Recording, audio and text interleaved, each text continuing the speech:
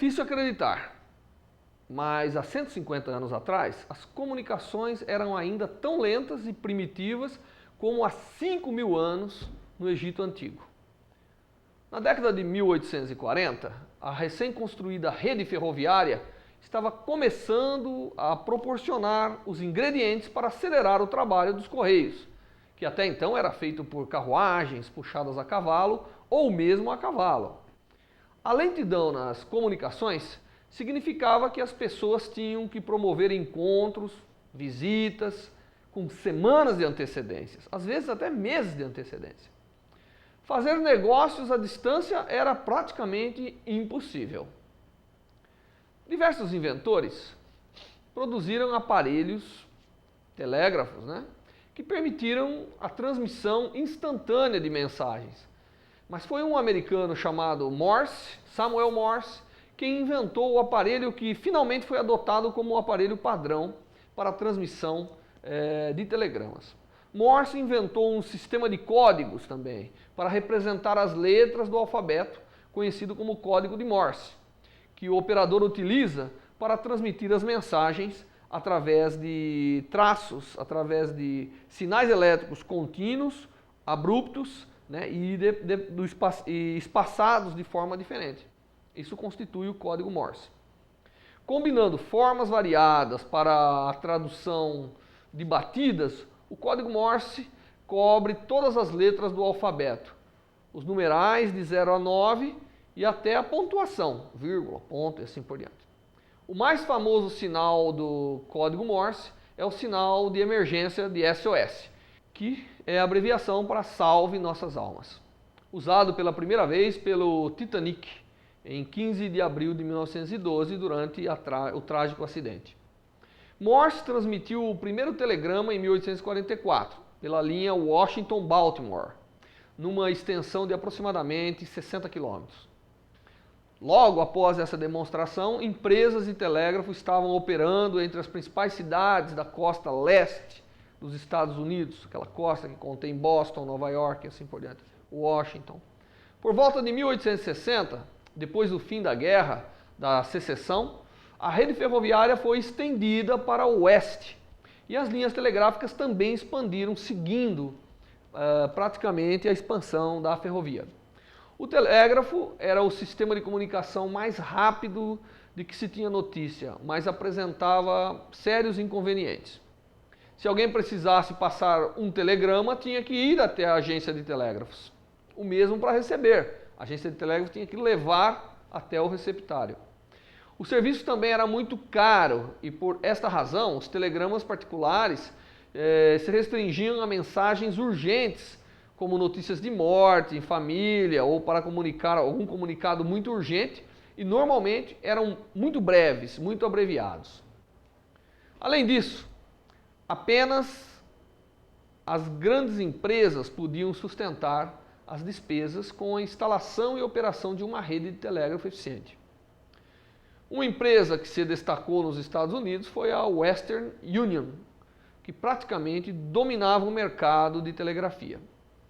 Por volta de 1870, os primeiros cabos submarinos atravessaram o Atlântico, possibilitando dessa forma a comunicação telegráfica entre Estados Unidos, Europa, ou basicamente entre o continente americano e o continente europeu. Era sem dúvida um grande avanço na forma de se fazer comunicação. Como negócio, o telégrafo logo se impôs como algo extremamente proeminente. Esse foi o motivo pelo qual mais de um inventor estava trabalhando no chamado telégrafo falado, que na verdade viria a ser o telefone mais adiante, seria o princípio do telefone. O primeiro inventor a patentear o telefone seria o beneficiário de uma grande soma em dinheiro. Esse inventor foi Alexander Graham Bell. Graham Bell chegou aos Estados Unidos vindo da Escócia em 1870, quando a expansão de telégrafos atingia o seu auge. Graham Bell tinha 23 anos então. Seu pai e seu avô eram professores de elocução e ministravam tratamentos para corrigir defeitos de fala ou de pronúncia, assim como problemas de dicção. O pai de Graham Bell começou a se interessar pelo problema dos surdos e mudos e desenvolveu um sistema de escrita que denominou de linguagem visível, baseado em símbolos que mostravam como os lábios e a língua se movimentavam para produzir cada som, permitindo assim ao surdo e ao mudo ler essas imagens na formação dos sons. Graham Bell nasceu em 3 de março de 1847, sendo o segundo de 3 filhos da família. Seus irmãos morreram de tuberculose ainda jovens, e foi esse o motivo que levou a família a mudar para os Estados Unidos. Mas Graham Bell não queria partir, pois era professor em uma escola para surdos em Londres, onde empregava a linguagem visual desenvolvida pelo pai.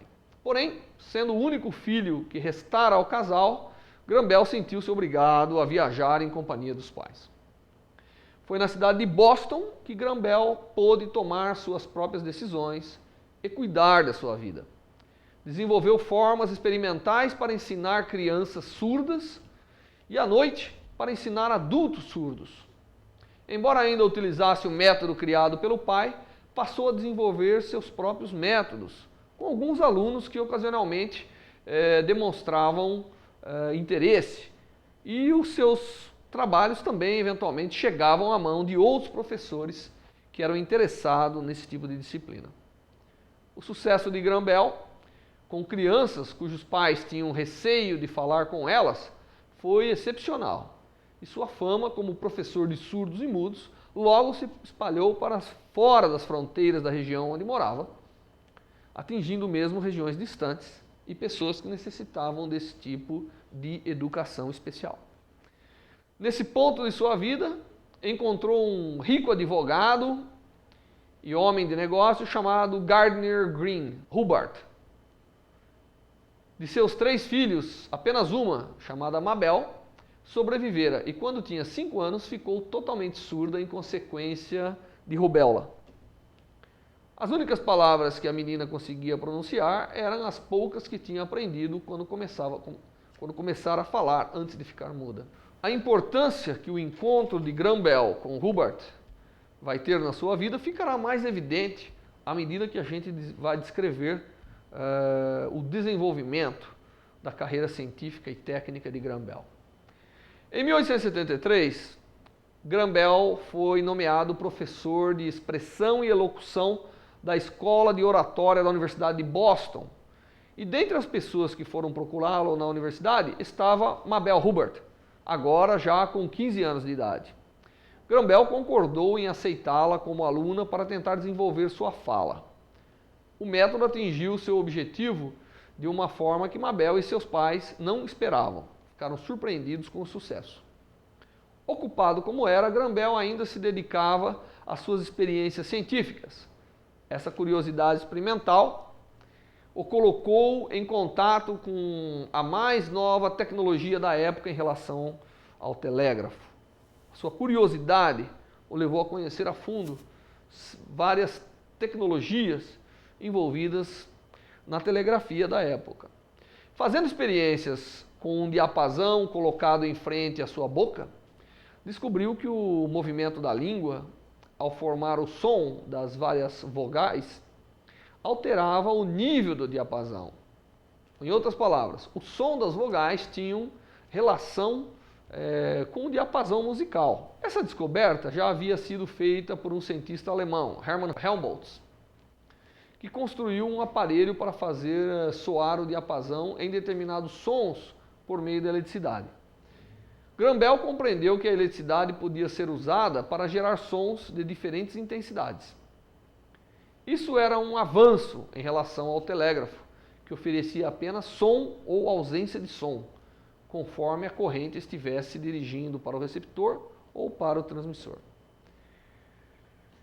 A possibilidade de transmitir, na verdade, variar a intensidade e frequência era algo que atraía Graham Bell fortemente, porque certamente era um princípio de uma possível telegrafia falada. Havia um longo caminho a percorrer entre o aparelho de Helmholtz e o telefone, mas já aos 19 anos Graham Bell havia dado o primeiro passo. Seu primeiro pensamento foi que a força da eletricidade para gerar intensidades diferentes de som, poderia ser usada para ajudar os surdos e os mudos. Na realidade, Graham Bell estava perto da compreensão da relação entre eletricidade e som, conceito que veio a sustentar a futura indústria sonora, rádio, toca-discos e gravadores. Essa ideia inicial de que a eletricidade poderia ser utilizada para converter energia, para produzir energia sonora, Graham Bell já vinha pensando, inclusive. Por volta de 1872, as empresas telegráficas estavam instalando um enorme aperfeiçoamento, o sistema dúplice, que possibilitava que a mensagem fosse transmitida e recebida ao mesmo tempo. Não havia progresso, porém, no caso de uma série de mensagens a serem enviadas ao mesmo tempo. Era possível você mandar e receber, mas não era possível você mandar simultaneamente várias mensagens. Pensando nesse problema, Graham Bell teve a ideia do chamado telégrafo harmônico. Ele leu o que pôde sobre a teoria da eletricidade e ele conhecia bastante acústica, né? Mas não possuía prática e, trabalhando por tentativa e erro, teve pouco sucesso na época. Encontrava-se neste estágio quando, em 1873, foi oferecida uma cadeira de professor na Universidade de Boston e, por um certo tempo, teve de deixar suas experiências de lado. Porém, um ano depois, o telégrafo harmônico estava pronto, enviando simultaneamente sinais em 2 níveis de som diferentes. Você mandando sinais em 2 níveis diferentes, é possível que o receptor identifique esses 2 níveis e, portanto, você consegue simultaneamente enviar 2 mensagens. Foi nessa época que o Sr. Hubbard volta à sua vida e teve a ideia de criar um serviço concorrente ao Western Union, fazendo uso de uma nova tecnologia e utilizando agências de correio como estações para a emissão de telegramas. Por quê? Porque os correios já eram, naturalmente, os locais de envio e recebimento de mensagens. E, portanto, eles poderiam ser o abrigo para os telégrafos. Não era necessário casas especiais de telegrafia. Quando Graham Bell contou a Hubbard suas experiências sobre o telégrafo harmônico, Hubbard disse-lhe que essa era a chave para se montar um serviço de telégrafo rival ou competidor com o Western Union, que era o grande dominador do mercado de telecomunicações ou de telegrafia na época. No entanto, eles ficaram sabendo que Ellis Gray também estava trabalhando em linhas telegráficas. Foi então que Hubbard disse a Graham Bell que se ele conseguisse registrar sua patente primeiro, com certeza ficaria rico. Era uma grande competição na época para a melhoria do processo de telegrafia. E Graham Bell não estava sozinho nisso, não. Existiam outros cientistas trabalhando também. E a motivação de ficar financeiramente em boas condições lhe foi despertada pelo amigo Hubbard, dada a importância econômica que melhorias na telecomunicação poderiam ter na época. Em novembro de 1874, Graham Bell escreveu: é uma corrida emparelhada entre mim e o Sr. Gray, para ver quem apresenta seu aparelho primeiro. Já se estava referindo à possibilidade de uma telegrafia sonora, de uma telegrafia falada. O patrocínio que havia recebido de Hubbard fez com que pudesse contratar um assistente por meio período e alugar um laboratório na região de Boston. O assistente era Thomas Watson, de 20 anos. Em 1875, Graham Bell e Watson tinham desenvolvido o telégrafo harmônico de tal forma que estava pronto para ser registrado no serviço de patentes. Foram suas experiências adquiridas com o chamado telégrafo harmônico, que permite 2 níveis de transmissão, é que Graham Bell desenvolveu o telefone. Foi com a experiência adquirida nesse primeiro estágio que ele pôde ter capacitação para desenvolver o telefone. Graham Bell sabia que havia uma grande distância entre o que havia ocorrido em seu laboratório e a transmissão da fala de fato. O som da voz humana, ele é composto de ondas sonoras, como todos nós sabemos. Essas ondas correspondem a vibrações em diferentes faixas de frequência. Tem um agudo, tem um grave, Cada pessoa usa diferente parte dessa escala, uma vez que as vozes são bem variadas, não é mesmo? Esse é o motivo pelo qual a voz das crianças e das mulheres são mais agudas que as dos homens, e assim por diante.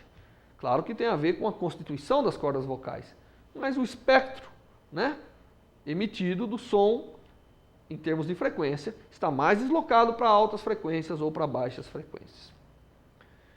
Bem, então esse é um dado importante, né, se conhecer que a voz é composta dessas faixas de frequência sonora. Se o telefone era capaz de transportar essas vibrações, então certamente poderia transportar a voz humana. O som da fala é produzido pelas vibrações das cordas vocais, que se localizam em nossa garganta. As ondas sonoras percorrem o ar até os ouvidos, né? Então, quem fala produz, quem ouve recebe essas vibrações. Chegando ao ouvido, essas vibrações produzem vibrações idênticas em uma parte do ouvido chamada tímpano, que é formado por uma fina película, uma fina membrana, fortemente esticada. Então o som vem vibrando, comprimindo e descomprimindo o ar até atingir o ouvido, onde comprime e descomprime essa membrana. Então, a transmissão do som nada mais é do que a transmissão de vibrações. As vibrações da membrana são recebidas pelos nervos do ouvido e transmitidas ao cérebro, que associa com o som, com as palavras aprendidas e, claro, com o significado das coisas. Toda vez que a gente escuta uma vibração, casa. Ninguém tem que raciocinar muito para saber o que é a casa. O cérebro já aprendeu a associar o som, essas vibrações, com a imagem, com o objeto, com o significado. Muito bem, mas voltando aqui à transmissão do som, estaria aí, conjecturava Graham Bell, a forma de reproduzir as vibrações das ondas vocais, né, e do tímpano, de maneira que o amplo registro de frequências produzidas pela voz humana pudesse ser transmitido através de uma linha, através de sinais elétricos. Isto é, se a gente conseguisse transformar as vibrações sonoras em sinal elétrico, ele poderia ser transmitido da mesma forma que os bip-bips do telégrafo eram transmitidos. Assim, o que teria que fazer era imitar a membrana do ouvido, como um dispositivo chamado diafragma. O dispositivo criado por Graham Bell consistia de uma folha de material fino, o suficiente para vibrar ao som da voz e fino o suficiente para vibrar em resposta às pequenas alterações na corrente elétrica. Essa membrana era de tal maneira que tinha preso no seu interior uma palheta magnetizada, um objeto magnetizado, que se movia quando o diafragma se movia vibrando. Havia vibração do diafragma, essa pequena palheta magnética também movimentava-se. Movimentando-se no interior de uma bobina, esse eletroímã provoca alterações na corrente elétrica, que percorriam a linha até o receptor. Então, o magneto, oscilando, preso nessa membrana, oscilando, induziu uma corrente elétrica. Então estava aí a conversão do sinal sonoro em sinal elétrico. Uma vez convertido em sinal elétrico, ele era transmitido. Chegando ao outro lado, esse sinal fazia o inverso. Agora ele era uma corrente que circulava numa bobina e fazia o magneto oscilar, através das leis da indução, que nós não vamos entrar em detalhes. Fazia o magneto vibrar novamente. Como ele estava preso à membrana, o sinal elétrico novamente era convertido no sinal de uma membrana que gerava o som. E possivelmente reproduzia o som original. Essa era a ideia de Graham Bell, para transmitir a voz. E foi inspirada na transmissão da voz, normalmente, de um indivíduo para outro. E evidentemente isso tudo graças ao seu grande conhecimento que ele tinha do ouvido, das cordas vocais, porque ele lidava com pessoas que eram deficientes desses órgãos. Em julho de 1875, Graham Bell testou o seu novo telefone diafragma pela primeira vez, cantando. Watson, que estava com o receptor na sala ao lado, ouviu, através do instrumento, a parte dos sons emitidos por Graham Bell. Não era ainda uma recepção clara a ponto de se distinguir tom mas já havia dado um grande passo na direção da transmissão da voz. Em 1876, puderam preparar o documento para o registro de patente do telefone, que Hubbard levou pessoalmente para Washington para depositar a patente. Para patentear uma descoberta naquela época, o inventor não necessitava apresentar um exemplar do aparelho, bastava apenas mostrar toda a documentação. Mas Graham Bell ainda tinha que construir um telefone que funcionasse de forma prática. Toda essa agitação era apenas uma parte da vida de Graham Bell. Ele ainda era professor de período integral da Universidade de Boston e tinha que dar aulas e corrigir provas, além de estar noivo de Mabel Hubbard, a moça que ele havia educado para poder pronunciar as palavras, como a gente já havia dito. Para dar tempo de fazer todas essas suas obrigações, ele trabalhava durante a madrugada. Contudo, havia uma nova tarefa a desafiar Graham Bell. Era preciso interessar o público e investidores pela sua nova invenção. Então, não só demonstrar que a voz poderia ser transmitida, já lhe garantira o sucesso. Ele tinha que convencer que aquilo de fato era algo rentável, interessando dessa forma os investidores para que sua invenção se transformasse num negócio. A tarefa de induzir as pessoas a levarem o telefone a sério não era facilitada pelo fato de algumas das exigências a respeito do telefone. Os jornais colocavam exigências das mais variadas e exageradas. A imaginação dos jornalistas voava à frente de tudo que Graham Bell e Watson haviam obtido até então. Havia também as preocupações alimentadas por alguns jornais. O telefone seria como um espião dentro da sua casa. Qualquer pessoa que entrasse na linha poderia ouvir a conversa entre duas pessoas. Isso violava a privacidade.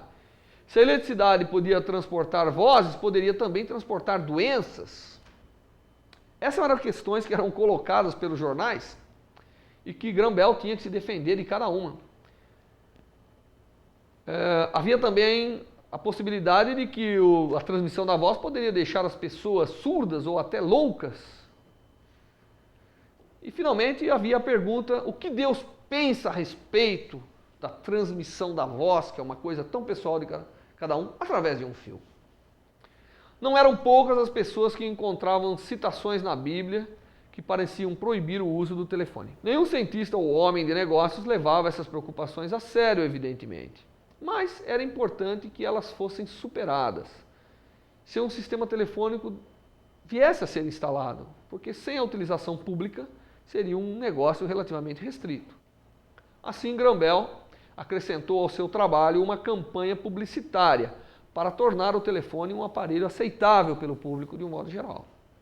O verdadeiro teste para o uso do telefone, contudo, seria a sua capacidade para transportar vozes a longa distância, usando as linhas telegráficas já instaladas. Embora não fosse por natureza inclinado a negócios, Graham Bell tinha consciência do retorno comercial que obteria se o telefone se tornasse um meio de comunicação prático e importante, e estava impaciente para alcançar esses objetivos. Havia duas razões para isso. Primeiro, queria ganhar bastante dinheiro para se casar com a filha de Hubbard. Em segundo lugar, queria ganhar dinheiro para se livrar das necessidades da vida, estar livre para seguir as suas ideias, os seus ideais e tudo aquilo que lhe interessava. Os norte-americanos despertaram realmente para as possibilidades do telefone somente em fevereiro de 1877, quando Graham Bell, com quase 30 anos, então, fez uma demonstração do aparelho diante de uma plateia em Salem, no estado de Massachusetts, localizada a 22 quilômetros de distância da cidade de Boston, onde se encontrava o Watson. Eles transmitiriam músicas e conversas, e a primeira notícia que foi relatada por telefone foi feita naquela demonstração. Para pôr o sistema telefônico em funcionamento, Graham Bell e os seus sócios precisavam de uma rede de linhas telefônicas. As negociações com o West Union, que era proprietária das redes telegráficas, com fios já instalados, deram em nada. O gigante da indústria telegráfica ainda estava preocupado em não prejudicar o seu negócio, nem deixar o telégrafo dividir suas linhas com o telefone. De qualquer maneira, como se verificou, as pesadas linhas telegráficas não eram de fato adequadas ao telefone, e foi até bom que não deu certo a negociação de Graham-Bell, porque senão poderia até ter se imaginado que, devido às linhas não serem adequadas, o aparelho não era um bom negócio.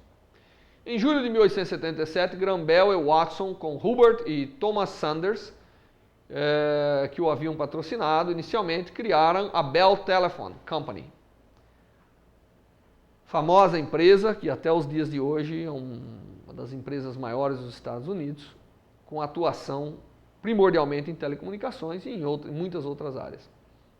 Outro contrato que afetaria a vida de Graham-Bell foi assinado no mês seguinte a tudo isso. No dia 11 de julho, ele casou com Mabel Hubert, viajando em seguida de navio para a Europa, em uma lua de mel, evidentemente. E nessa lua de mel incluía a realização de uma demonstração do telefone para a rainha Vitória, a pedido da coroa britânica. A primeira central telefônica foi criada em Nova York, em New Haven, Connecticut, em janeiro de 1878. Mas o recebimento ainda era precário e havia frequentes e completas interrupções por vários tipos de acidentes, vários tipos de efeitos que ocorriam na linha de transmissão. Por causa da proximidade, as linhas telefônicas sofriam a interferência das linhas telegráficas e era necessário gritar uma frase 3 ou 4 vezes para que ela pudesse ser compreendida do outro lado. Muitos desses problemas iniciais serviram para organizar mais o sistema telefônico, que a invenção em si havia proporcionado. No mesmo ano de 1878, Graham-Bell se tornou alvo dos ataques daqueles que reivindicavam a invenção do telefone. Os mais violentos eram os da Western Union e os de Ellis Gray. Graham-Bell foi acusado de roubar as ideias de Gray e de ter havido desonestidade em sua conduta com o serviço de patentes. Claro, era um negócio tão bom que todo mundo queria o crédito por ele. As acusações e as ações judiciais se prolongaram por praticamente 20 anos. Bom, apesar de ter ficado famoso, ter se casado com uma mulher que queria e já ser pai de uma filha, repentinamente o falatório e a maledicência começaram a tirar todo o prazer de sua vida. Outros inventores, com o passar do tempo, foram acrescentando outras melhorias ao sistema de telefone, sendo que um dos mais importantes desses inventores foi Almon Stroger, um agente funerário. Esse agente fez algumas implementações interessantes. A ligação automática, por exemplo, ele inventou a ligação automática em 1889, que possibilitava as pessoas fazerem suas próprias chamadas sem o auxílio do operador. Os algarismos iam sendo discados até completar o número do telefone chamado. Mais ou menos o sistema que nós temos atualmente. Nas primeiras operações do sistema telefônico, a pessoa que chamava era conectada manualmente à linha daquela com quem queria falar. A pessoa que queria fazer a ligação girava uma manivela para chamar a telefonista, que lhe pedia então o número do telefone a ser chamado. A operadora fazia a ligação e assim que havia a resposta, conectava as duas linhas, permitindo as duas pessoas conversarem entre si. Em 1887, Graham-Bell desenvolveu uma máquina que chamou de gramofone, fixando as bases da futura indústria fonográfica, que evidentemente hoje é uma indústria bastante poderosa, quando vem os discos, os tocadores, etc., e que evidentemente hoje evoluiu para o laser, para o CD player, mas que por décadas e décadas foi uma indústria muito poderosa. Uma das ideias mais promissoras do trabalho posterior desse grande cientista chamado Graham-Bell foi o chamado fotofone. Era um projeto para transmitir o som através de feixes de luz. Mas Graham-Bell nunca conseguiu enviar mensagens a uma distância superior da ordem de 20 km. O fotofone hoje é visto como o primeiro passo para o desenvolvimento revolucionário das chamadas comunicações ópticas, através do uso de lasers e fibras ópticas, duas tecnologias que evidentemente não existiam na época de Graham-Bell e que o impossibilitaram de desenvolver comunicação ótica. Porque para Graham Bell era extremamente interessante evitar os fios. Ali estava o grande problema, a grande fonte de interferência. Se ele pudesse transmitir sinais e vozes através de um feixe de luz, isso lhe daria uma série de facilidade no desenvolvimento da sua telefonia. Graham Bell também ficou fascinado pelo voo e construiu incontáveis pipas que voavam para se estudar isso.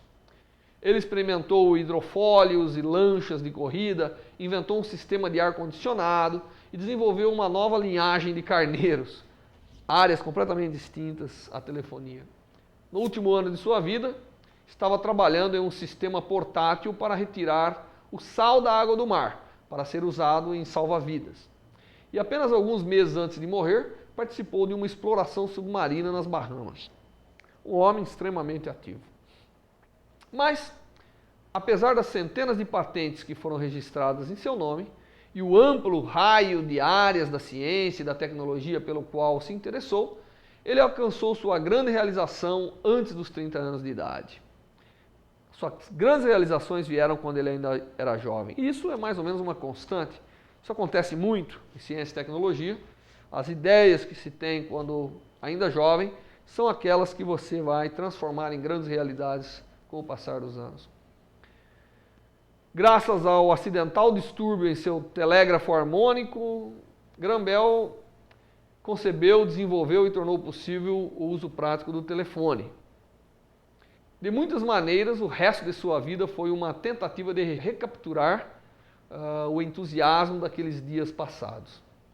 Seu cérebro continuava alvoroçado de ideias e ele viveu o suficiente para ver o início da revolução mais importante nos meios de comunicações. Na primavera de 1922, quando tinha 75 anos, ele comprou um rádio. Repentinamente, próximo ao final de julho, ele começou a se sentir fraco, perdeu o apetite. E Graham Bell faleceu no dia 2 de agosto de 1922, sem dor. O funeral aconteceu 2 dias depois. Assim que teve início as redes telefônicas do Canadá e dos Estados Unidos, essas lhe prestaram um último tributo. O sistema inteiro permaneceu paralisado durante 1 minuto em sua homenagem. Era justo que por um instante as pessoas pudessem se lembrar do homem que deu início à revolução nas comunicações para a humanidade.